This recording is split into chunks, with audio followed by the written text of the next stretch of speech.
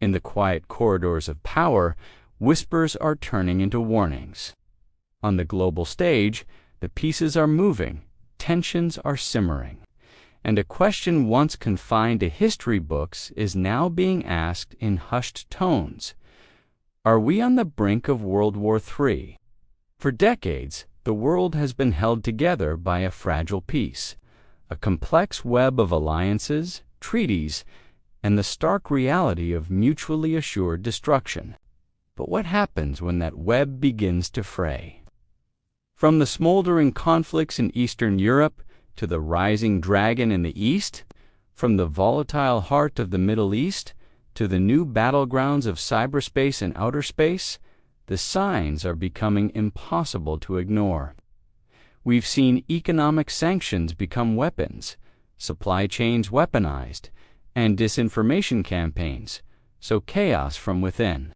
It's a new kind of conflict, a gray zone warfare where the first shots aren't fired by soldiers, but by hackers, traitors, and propagandists.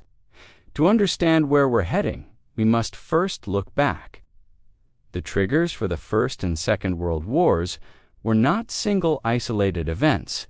They were the culmination of years of rising nationalism, economic desperation, and a failure of diplomacy, a single spark in Sarajevo. A bold invasion of Poland. These were merely the final moments in a long, slow-motion catastrophe. Are we seeing a similar pattern today? We spoke to leading military strategists, geopolitical analysts, and historians who have spent their lives studying the anatomy of global conflict. They point to a dangerous cocktail of factors. First, the erosion of international institutions. Organizations like the United Nations, designed to prevent war, are increasingly paralyzed by vetoes and political gridlock. The arms control treaties that kept the Cold War from turning hot are expiring, one by one, with no replacements in sight. Then there's the technology. Hypersonic missiles that can evade any known defense system. Autonomous drones making life-or-death decisions without human intervention. And cyber attacks capable of crippling a nation's infrastructure overnight. This isn't science fiction. It's the reality of 21st century warfare. As one analyst told us, the speed of modern conflict is terrifying. A regional crisis could escalate to a global catastrophe in hours, not weeks. The global economy adds another layer of instability. We are more interconnected than ever. But this interdependence is a double-edged sword. A trade dispute can spiral, triggering recessions and fueling public anger.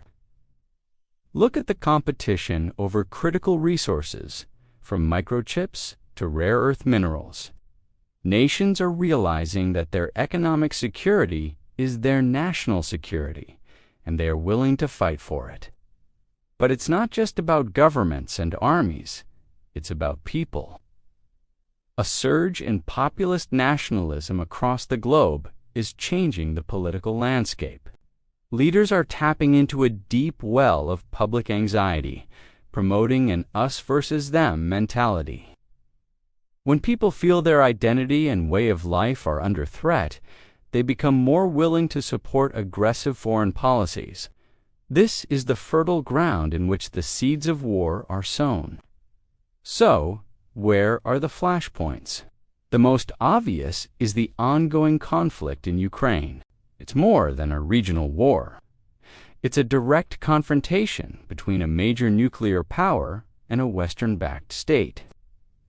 Every day, it risks a miscalculation, a stray missile, or a deliberate escalation that could draw NATO into a direct conflict with Russia. This is the nightmare scenario that keeps strategists awake at night. Meanwhile, in the Indo-Pacific, another storm is gathering. The rise of China has fundamentally shifted the global balance of power. Its vast economic influence, rapid military modernization, and assertive claims in the South China Sea have put it on a collision course with the United States and its allies. The question of Taiwan, in particular, looms large. A move on the island would almost certainly trigger a military response from America, pitting the world's two largest economies against each other in a devastating conflict. Let's not forget the Middle East, a region that has been a powder keg for generations. Tensions between Iran and its regional rivals, backed by global powers, create a constant risk of a wider war that could disrupt a huge portion of the world's energy supply, sending shockwaves through the global economy. And simmering conflicts in Africa and Latin America, often overlooked, could easily become proxy battlegrounds for larger powers. But here's the crucial part that often gets missed in the headlines. War is not inevitable.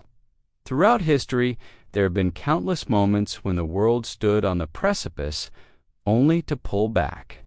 Diplomacy, however strained, is still happening. Channels of communication between Washington, Beijing, and Moscow, while frosty, remain open. The analysts we spoke with were not all prophets of doom. Many emphasized the power of deterrence. The sheer destructive capability of modern nuclear arsenals still acts as the ultimate brake on a all-out war between major powers. No leader wants to be responsible for a nuclear apocalypse. It's a terrifying logic, the logic of a stalemate, but it has held for over 70 years. There's also the economic disincentive. A major war would be catastrophic for the global economy, far beyond anything we've ever seen. The leaders of intertwined economies like the US and China know this.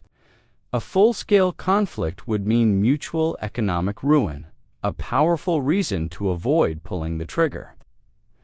So, are we heading for World War III? The answer is complex and deeply unsettling. The risk is higher than it has been at any point since the Cold War. The systems designed to prevent it are weakening, while the technologies to wage it are becoming more powerful and unpredictable. The ingredients for a global catastrophe are all present. However, human agency still matters. The choices made today in the halls of power, the diplomatic phone calls made behind the scenes, and the pressure from citizens demanding peace can still steer us away from the abyss.